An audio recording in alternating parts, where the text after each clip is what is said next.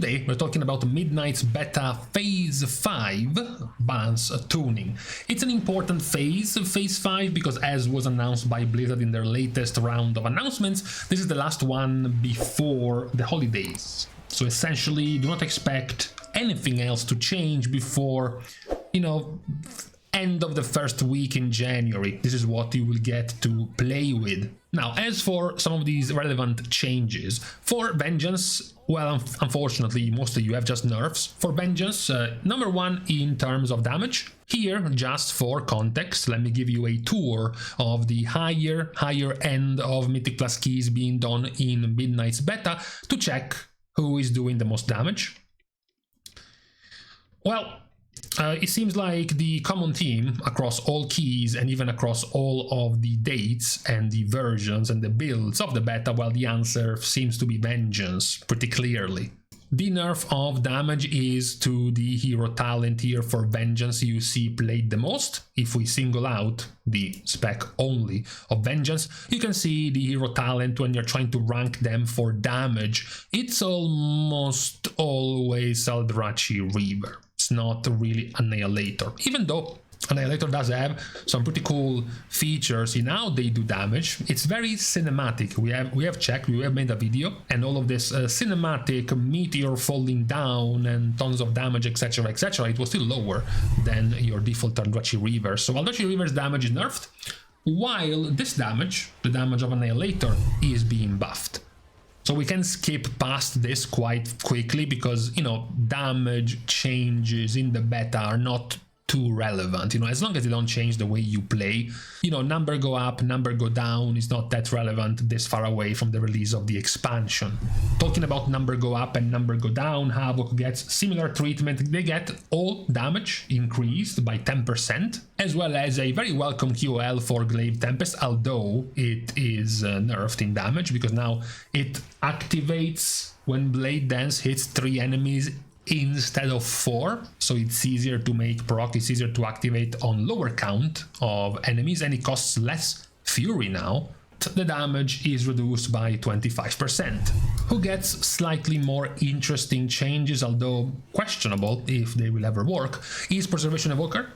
That's because Preservation Evoker does get all of its healing reduced by 6%, as well as Emerald Blossom healing reduced by 15%. We have made our video dedicated to preservation and pointed out how Blizzard was definitely pushing towards making sure this new season in Midnight Evoker will finally end up playing with Emerald Blossom.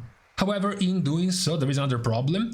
The problem is that right now, between your Apex talent focusing on reversion, your tier set focusing on Emerald Blossom, and all of the positive extras additions around your talents like Twin Echoes focusing on Emerald Blossoms, or Titan's Gift focusing on Emerald Blossom, or Ouroboros also focusing on Emerald Blossom, your new Verdant Embrace talents, you don't really have a lot of focus, a lot of synergy, a lot of extras for Living Flame. And that's kind of an issue because there is an entire hero talent, in case you have forgotten, which works around Living Flame. And when you go in Mythic Plus, which is supposed to be the default choice of Mythic Plus evokers, the Chrono Warden hero talent, well, the problem is it's got nothing going for it right now. It's been sort of left on the wayside as a playstyle. So what you're getting is that Living Flame damage and healing is once again buffed by 25%. Also, to try to make this Chrono Warden more appealing, they are also buffing one of their hero talents, which is very powerful, admittedly. This extra healing addition to your Verdant Embrace Reverberations now gives you a 60% heal over time from Verdant Embrace instead of 30, so it doubles the hot left behind by Verdant Embrace, which is very good. Still nowhere near enough to make Chrono Warden viable compared to Flame Shaper in raid settings, for example, but it is still a buff to Chrono Warden, as Blizzard still tries to find ways to make it feel like you are doing something when you're pressing Living Flame, which at the moment you kind of don't. But the mega buff prize of the day goes to Protection Paladin. So we were about to make an entire video dedicated to tanks, the state of tanks. So this will be sort of like a preview of Prot Paladin. Prot Paladin was the weakest of all the tanks reasonably easily up to before this change. They were quite squishy. They did have tons of damage. That they had, sure, they did have a lot of damage, but they were very squishy. A lot of their things were problematic. However, these changes are quite positive. Number one, your Guardian of Ancient Kings now has a 3-minute cooldown instead of a 5-minute cooldown. This is particularly positive when you consider you already can reduce the cooldown of Guardian of Ancient Kings already. So it's a good start. Then Ardent Defender also goes from a 2-minute cooldown to a 1.5-minute cooldown base default, and then also thanks to Unbreakable Spirit you get it cut down by 30%, so it becomes a 63-second cooldown. So let's just round it down. 1 minute CD on your Ardent Defender now. Aegis of Light, which you won't see anywhere here, you have no idea what you are talking about. Aegis of Light is the base passive default effect on the spec right here. The armor now, that your base armor is up to 55% increase instead of 20%, and the armor generated by Shield of the Righteous is also increased. It's now 30% more, so you have higher base passive damage reduction from your armor. A couple of reasonably pointless talents, like the fact that now Light of the Titans leaves a 40% of your Word of Glory over time instead of 20%, as well as the fact that Solace now has Consecration healing you for 300% of the damage of Consecration. The biggest change though is the one in the middle. Word of Glory healing increased by 100%. Word of Glory was a joke. He is still a joke. You can see here in the healing of a tank in a plus 15. Word of Glory is average healing you for 86k. A tank in the beta right now has 650 plus k HP. So this Word of Glory doesn't even cut 15% of your HP as a heal, as a major spender defensive as a tank. So this should be the equivalent of Ignore Pain, of Frenzied Regeneration, the equivalent of Death Strike, the equivalent of Spirit Bomb, anything you want, and this does nothing. It does nothing. It is true, it is somewhat unfair to be comparing how much it does compared to the healing of a Death Strike or a Blood Shield, because a Blood DK, for example, pretty much only has this. That's the entire defense of a Blood DK. But for a Prot Paladin, you know, you have your Mastery, blocking, extra blocking normal attacks and then blocking spells. You have Bulwark of Order, which is an absorb shield. You have Holy Bulwark from Lifesmith, which is an extra absorb shield. You have the heal over time from your Avenger shield. Tempering Battle from Lifesmith, transferring over healing or redistributing health to heal you. The passive healing as well for Consecration. So you have many more extra tiny effects that help you stay alive, so you don't have to have a super strong Word of Glory, but still, for 3 holy powers as a spender, this was super weak. So buffing it by 100% is very good. It still doesn't make it a great spell, but it's definitely now feeling way better to use than before. All of these changes combined have made Prot Paladin much stronger than before. We will see the full effects of these changes, since many of these have been not put in the beta build yet, so they haven't even been testable right now.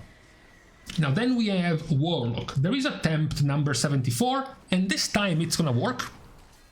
Attempt number 74 to make Soul Harvester good and work, because now Demonic Soul damage has been doubled, Wicked Reaping damage has been increased by 150%, and Soul Anathema has been increased by 50%. What is also more relevant when it comes to Warlock is that Affliction has received the most of the buffs. However, the most of the buffs start with a nerf, because Call the Weak has Casting Unstable Affliction or Seed of Corruption reduce the cooldown of your Dark Harvest by half. It's no longer 3 seconds per cast, it's 1.5 seconds per cast. So this is not going to make Dark Harvest a 30 seconds or barely sub 30 second cooldown. It's going to make it closer to like a 45-ish second cooldown. However, if you look there, the spell power is now enormous. It's 1200% spell power times 4. So we're talking about 4,800% spell power over 3 seconds on all of the targets afflicted by your dots. This is enormous damage. Just for context, by the way, a single Shadow Bolt is doing 70% spell power damage. This is doing 4,800% spell power damage. A single cast of Dark Harvest is now comparable to the entire damage done by your Dark Lair, for example. A single Dark Harvest usage is now comparable to the full duration of about 30 stacks of Unstable Affliction on a target from a single Dark Harvest, because it has been buffed in damage by 300%. There have been a few other bonuses in here, although much less relevant, like for example Shadow Bolt damage being buffed by 60% is like, sure, fine, it's not gonna do much. The Dark Lair has been given a similar treatment, not as big, but buffed in damage by 100%. To somewhat pretty much match the damage now of your Dark Harvest as a cooldown. Also, more importantly, as this was one of the reasons why Affliction was losing out in terms of popularity in the beta, because they had started out well, but over time, the amount of nerfs they received to Agony, but especially to Unstable Affliction, their main single target spender, which was nerfed by 75% and then another 25%, they had made them drop down quite a lot in terms of value. Agony now does 30% more damage, and Unstable Affliction has been buffed again, even if just by a bit, 15% more damage. What is more relevant possibly for your build is not only the much higher viability now of your Soul Harvester, but also the fact that Corruption, so the base value of Corruption, has been buffed by 50%. Now you have a few questions, a few possibilities, like possibly moving away from your perma Corruption to start taking Siphon Life because of the damage increase. And now that Corruption has been buffed by 50%, having Siphon Life further buffing it by 30% factually makes Siphon Life stronger, because it's going to increase the damage by even more now that Corruption is that much stronger. Especially even more so in AoE, where most of your dot application will be applied already by your Seed of Corruption spam, so you don't have really to worry anyways about Corruption expiring or having to spend extra GCDs reapplying it, like if you were in single target, for example. So there is also that possibility for Affliction. The last of the points, which might be slightly more annoying for some of the players around your Dark Lair application, is Malefic Grasp. That is the change around, in case you're not aware. This one, while Dark Lair is active, your normal generator is replaced by Malefic Grasp. This has been buffed by 150%, which is now a lot of damage. Which is still, somewhat counterintuitive, because if you pop Dark Lair inside of your CDs, you kind of want to dump, for example, your shards with your Unstable Affliction. You don't want to be channeling for 4 seconds this Malefic Grasp cast. It feels a bit off in terms of when it procs and what do you want to do with this. But overall, in terms of the whole changes for Affliction, they are very good. It's a much stronger spec now, and it has made Soul Harvester a much more viable hero talent for the moment. Now, there is a spec that has spiked up in popularity. We haven't seen them here that often. Demo, all of a sudden, much more popular than before. Changes which are, funnily enough, nerfs. Now, these are funny because they are preemptive nerfs, because they are nerfs to things that weren't even working in the first place. So it's not the players got to experience the power of these effects, namely Hellbent Commander. Your demons dealing 2% increased damage for each demon you control, buffing this over 20% of damage increase for your demons. Well, this wasn't even working to begin with. So now it's been cut down to 1% increased damage for each demon you control. Except now, hopefully, it's gonna be working. Same goes for Demonic Brutality, which wasn't working. This damage increase wasn't working either. What you have also got the nerf is your Doomguard. Now, Doomguard at the moment, if you look at the choices of the picks, has been quite a popular pick even before any of these changes. Doomguard, it's this icon right here, was being taken very often by Demonology Warlocks. Now the thing about Doomguard changes is that it's being nerfed in damage. The damage of Doomguard has been nerfed by 25%. This is likely to try to make you pick this for AoE, which is what it's intended for their Doombolt volleys, and not as much for single target. While Dimp damage reduced by 10% and Hand of Gul'dan damage reduced by 25% are hurtful numbers, because they are a big part, especially this part, are a big part of your damage, but effectively they don't change anything in the way you work. They have changed slightly in terms of your Dominion of Argus ability, which is your Apex talent, by the way, this thing right here. It was mostly just to even out the value of these demons you summon. After you summon your Tyrant for 15 seconds, every 2 casts of End of Gul'dan was summoning one of these demons, hence why also a lot of the power now of the Specs turned them into somewhat of a spammer of End of Gul'dan. Now they are much closer in damage, because the Antoran Jailer has gotten its damage nerfed by 20%, while the Inquisitor has gotten doubled in damage. But that's mostly irrelevant. They're just a bunch of demons spawned by your Apex talents. Now for Destruction, also a reasonably underplayed spec nowadays in the beta. The changes are quite interesting, because while being buffed by a lot, they still have this awkward situation. The funny thing are the post-changes results. This is your Diabolist Destruction Warlock after the changes and then before the changes. There is one clear effect over here, in particular this thing right here, Echo of Sargeras. Now it's a lot of damage, because Echo of Sargeras, which is your first Apex point as Destruction, has been buffed by 150%.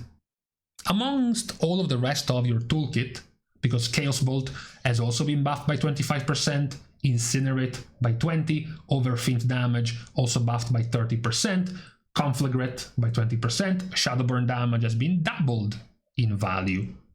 It's just, kind of funny to see that effectively now your strongest point in your entire talent 3 is a new thing, which is the RNG after you cast Incinerate to get this super hard hitting spell. It does feel a bit bad, to be fair, right? When you look at the already kind of dreadful state of Destruction Warlock, knowing that after these changes your biggest damage source is an RNG proc to do extra damage. So it doesn't feel that good, provided you're not changing much of your rotation anyways. You were pressing that button anyways, it's just that now does way more damage. It just feels a bit bad. The last of the relevant changes goes to Fury Warrior. It's cool at first, because we called this when we reviewed the entire spec, the fact that what we were missing were some better talent placements and talent positionings, and trying to divide a little bit more. When do you want to use Raging Blow? When do you want to use Bloodthirst? What effectively is the difference, right, between even casting the two? So the good news is that you have gotten the talent swap around in your Fury talent tree, so it means that Blizzard listened. Well, the bad news is that the swap around is shit. That's kind of a problem. There are a couple of confusion issues in these changes, like why do you want to put fresh meat to gate your damage increase of your 2 main buttons when this is supposed to be an open world generic button, at best somewhat useful in Mythic Plus when you can hit multiple targets often but completely dead in the raid, so you would have to be missing this. Having to spend multiple talents for your defensives, especially for a follow-up defensive boon in your Spec tree, never feels good. You would rather have defensive stuff over here other than in your Spec tree. It does also feel kind of weird and old school, like the days when we got these new talents for the first time, when the trees were littered with 2 out of 2, or even worse, 3 out of 3 talent points, to have 2 talents doing very similar things. This one gives you 5% damage and crit damage on Bloodthirst and Raging Blow, and this one gives you 10% damage while enraged with Bloodthirst and Raging Blow. So again, you have more homogenization of the 2 buttons for 4 talent points, which feels completely pointless. This new added and put deep down talent is kind of weird, now that you have tripled the melee auto-attack damage of many of the melee specs, including Fury. So having a new talent that increases your attack damage and speed by 30% is practically an almost must-take talent now, except it's deep down here, which feels kind of weird. I don't even want to judge or say anything about this talent right here. I will just let the words written on that tooltip speak for itself. And again, to make it worse, is a mandatory talent, because you have to go down this route pretty much almost certainly. So this must be taken, and it's horrible. It's a very poor talent. Ultimately, we said there was a problem, and even with these changes, the problem is still there. The problem is that you still don't have enough difference between these two buttons. It's practically just going to be a sim situation, which will tell you which one of the two is stronger and which one of the two has more value to be pressed, and that's what you will end up doing regardless of these talents, because basically most of the talents that buff one will buff the other, or even if there are different talents that can buff both, you don't have enough options at the moment where you can only focus on one rather than the other. We just had a video about the variety of the options of Unholy DK, for example, choosing disease damage talents over pet damage talents or vice versa. You can't even do it right now as this Fury Warrior. There isn't really a proper divide between these two, which feels bad. The only copium in this divide working is in these two buttons. Rampage, increasing the damage of your next Bloodthirst, stacking up twice. And then Raging Blow, increasing the damage of your next Bloodthirst by 5%, stacking up 5 times. So maybe if these two work properly, you might come up with some kind of rotation where you do Raging Blow, Rampage, Raging Blow, Rampage, and you end up buffing your next Bloodthirst by 20% plus 20%. And then that's when you weave in your Bloodthirst hits, or something along these lines is the only hope for having some more diversity and fluidity in the rotation of Fury, and giving a bit more divide between these two buttons right here, which at the moment isn't really there. This is what we have for today, and presumably for this year when it comes to beta changes, because as mentioned, the beta phase 6 of Midnight will not come before January. So this is what we will have to go with throughout the holidays and into next year. So for today, with this recap of what has been going down in the beta for the changes to the specs for Midnight, we can now stop here on this Wednesday. We can start our goodbyes by thanking everyone for having watched the video, of course, together with everyone else who has been supporting completely for free by liking and commenting down below, as well as subscribing to the channel itself. Now, with these things out of the way, thank you guys again for watching. See you guys tomorrow, and in the meantime, now, for real, I was trying to understand what was going down in the Fury Talent tree, and how do you swap so many things around to make it worse than before?